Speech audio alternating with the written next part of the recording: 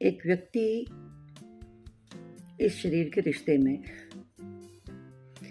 बहुत सारे रिश्ते दिए होते हैं ना। इस शरीर के जब हम जन्म लेते हैं, संसार में आते हैं, तो बहुत रिश्ते मिलते हैं हमें, बल्क में, टन में। मामा, नाना, चाचा, मौसी, ताई, ताऊ। तो ऐसे एक व्यक्ति, बहुत सुनती थी मैं उसके मुंह से कि सुनो सबकी, करो मन की। वेल, उस वक्त की बात है ये, करीब 25-30 साल पुरानी बात है ये, जब हम सब बच्चे ही थे। बच्चे मतलब अपने टीन एज में थे। तब बड़ा कॉन्फिडेंस होता है, बड़ा गुरूर होता है, बड़ा जोश होता है, बड़ा जुनून होता है। पता नहीं जिंदगी में क्या ही कर लेंगे और चांद सितारे तोड़ लेंगे और जमीन आसमान एक कर देंगे। ये उस उम्र का खुमार होता है। तो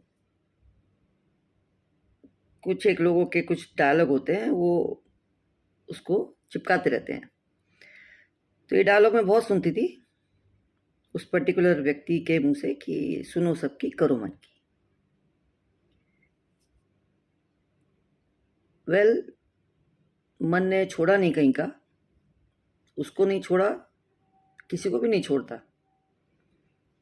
तो ये मन से तो बच के ही रहना जिंदगी में, क्योंकि कहीं तो उसको मन को भूत बोला गया है, कहीं मन को बंदर बोला गया है।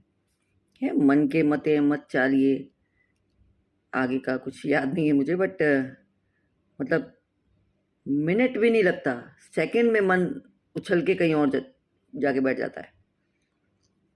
मतलब बंदर को भी टाइम लगता होगा कि एक डाल से दूसरी डाल पे कूदने के लिए, मन को उतना भी टाइम नहीं लगता।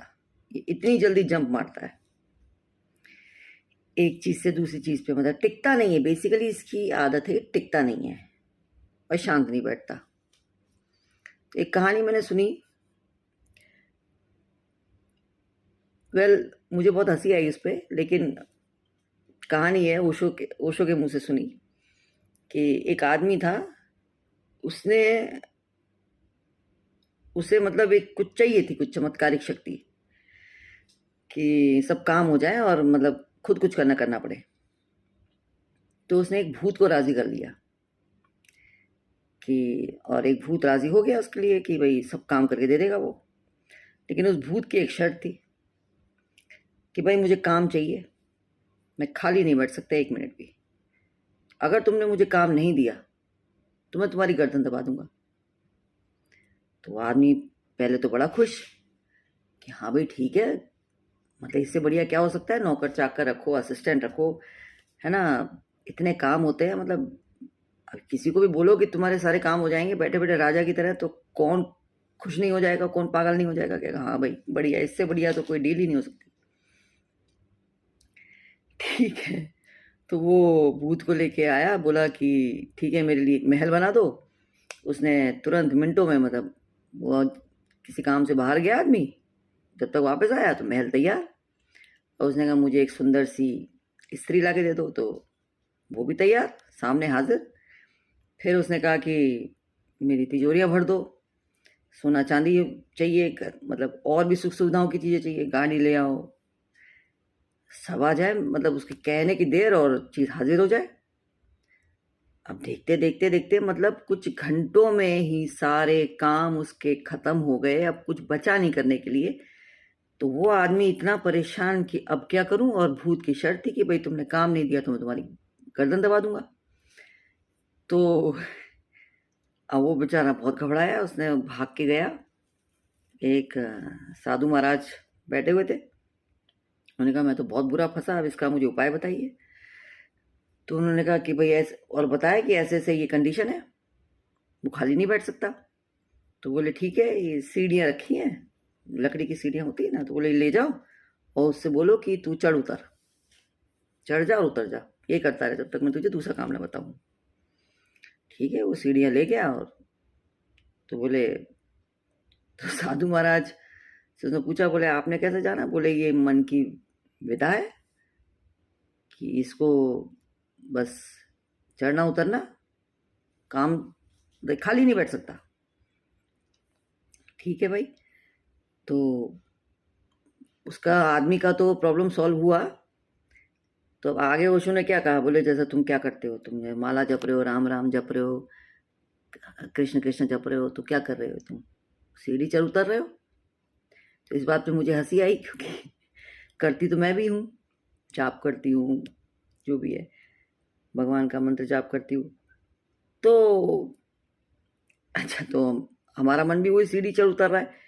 लेकिन मेरा एक पॉइंट यहाँ पे बस इतना सा है कि ठीक है, ओशो का कहना है कि भाई ध्यान ज़रूरी है, ध्यान करना, क्योंकि जो ध्यानी है वही शांत हो सकता है, उसी का मन शांत हो सकता है, वही शांत बैठ सकता है। अदरवाइज तो कोई शांत नहीं बैठ सकता, किसी का मन शांत नहीं रह सकता और खाली नहीं रह सकता। मतलब मन खाली नहीं रह सकता किसी भी हालत में। उसको काम चाहिए और उसको कूदना है, उसको काम बता दो। तो ठीक है, तो ध्यान तो एक है ही अल्टीमेट सॉल्यूशन, अल्टीमेट उपाय आपके मन को शांत करने का, इसको कंट्रोल करने का, साधने का एकमात्र उपाय।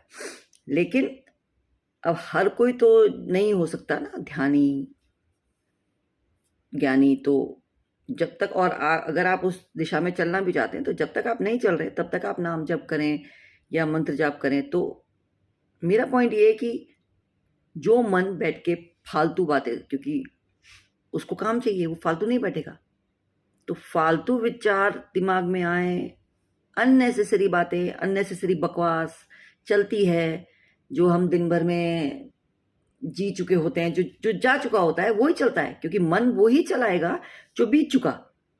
जो नहीं आया तो वो चलाएगा कैसे, वो तो काल्पनिक, वो सपने देखेगा।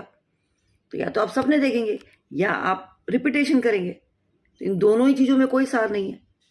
तो इससे अच्छा है कि आप भगवान का नाम जप करें, तो एटलीस्ट आप फालतू बकवास से तो बच रहे हैं ना।